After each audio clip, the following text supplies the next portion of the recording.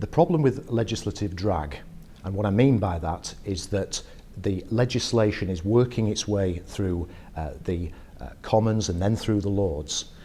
At that time, while it's working its way through, which can take several months, clients are coming to advisors asking very sensible questions to help them with their financial planning, but all the time the advisors are having to caveat their advice because they have to say words to the effect of, beware, this is still draft legislation and so is liable to change. And it creates an unsatisfactory situation because it makes it that much harder for the clients to then make those final decisions and act on them. And certainly since the summer budget of this year, we've had that period of a few months, and we've only received, or the bill has only received royal assent last week.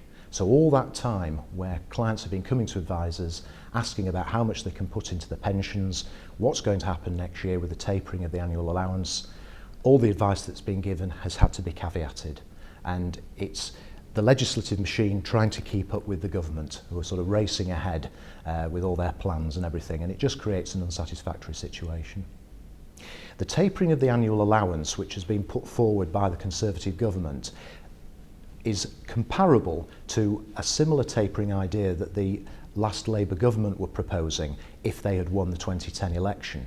And at that time, the Conservatives scoffed the idea and said it was complicated nonsense. And lo and behold, here they are proposing the same thing. It's now become law following the passage of the bill into the Finance Number 2 Act last week. And it's going to be very difficult for people to calculate what their earnings are going to be in the next tax year, because that will then dictate whether their annual allowance is going to be tapered or not, and if it is, by how much, down to a minimum of £10,000.